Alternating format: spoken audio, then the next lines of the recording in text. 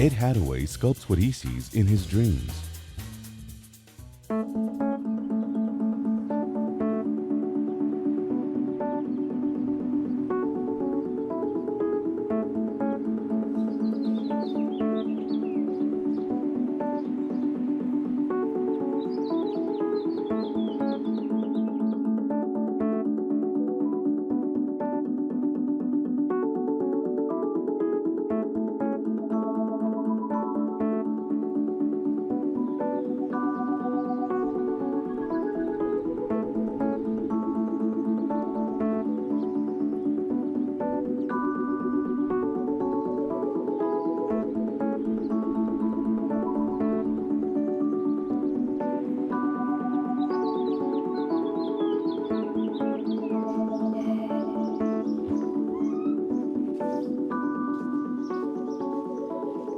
I get this real kick out of seeing something for the first time.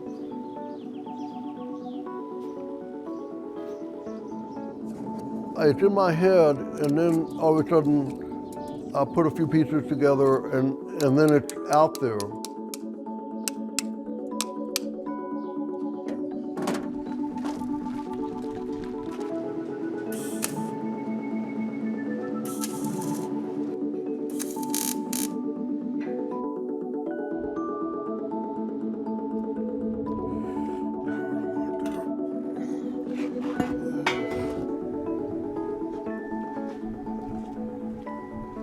I try not to tell my wife I'm going to cut up a sculpture, but I do.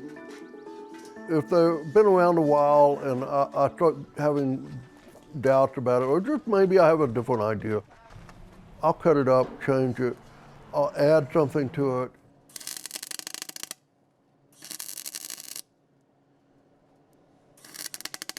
I love decay in some ways. It's real simple paint on metal, and it rusts, and it gets dull, and it changes. I love old patinas. I've been playing with a lot of rusty surfaces, watching things change. Things are being built up and falling apart all at the same time.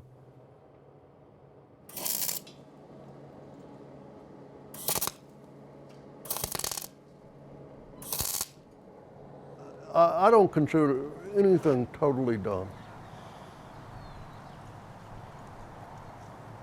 It feels like another world in a way. I'm surprised how you can take anything, put it together, and have it work. Now, whether I'll like it tomorrow, that's going to be another question. The world is filled with everything you can possibly imagine. I'm really interested in dreams and consciousness, a lot of intangible things. Clearly in a dream state, a very rich life is going on.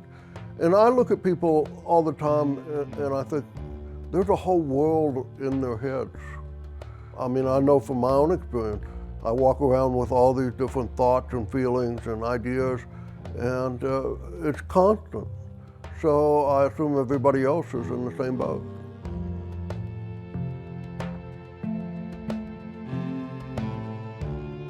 A wonderful rationale for what I do is from Carl Jung and his idea of the collective unconscious. It's always made sense to me that I can read a book that was written in the 1600s, and I can understand what that book is about. And to do that, there has to be a basic connection between people. I'm always aware that my audience, or any audience, is doing half the work.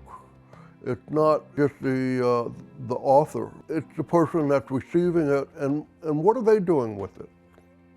It seems like to me there is a universal connection between all of us.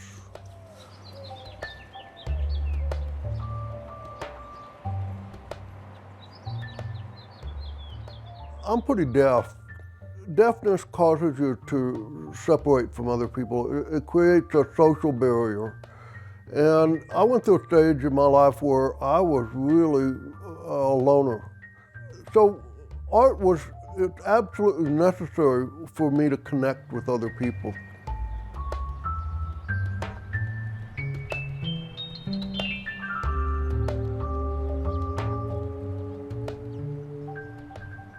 I was pretty obsessed with dark things for a long time. And it was sort of a conscious decision to move from the darkness toward a lighter view of life. I don't know how anybody can get through this life without a sense of humor. I mean, life in itself is a very difficult, challenging thing.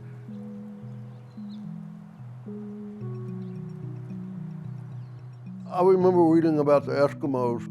Supposedly they go off by themselves and they have a kind of spiritual time, and they come to the conclusion that the universe is their friend.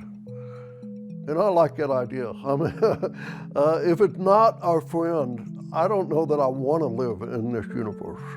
So if it's out to get me, which it sure seems like a lot of time, we're in real trouble.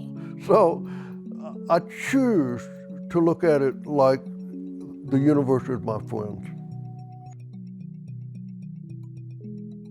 I'm trying to understand exactly what humor is, and it's very elusive. If you kind of remove yourself just a little bit, it's all this kind of wild dance.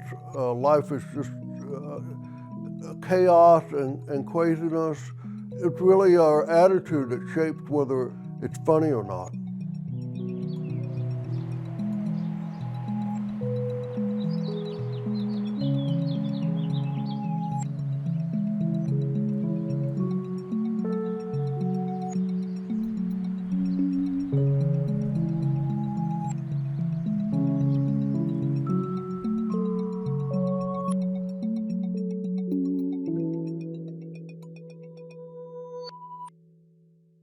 I feel like I'm trying to be a juggler of some sort, and I'm throwing objects up in the air. I want them to stay up in the air. And the real world doesn't allow that, but I get as close as I can by making the sculpture.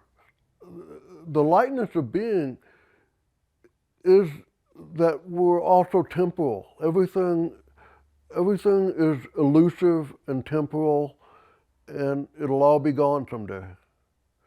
And that makes it both profound and it also makes it ridiculous. It's a ridiculous thing.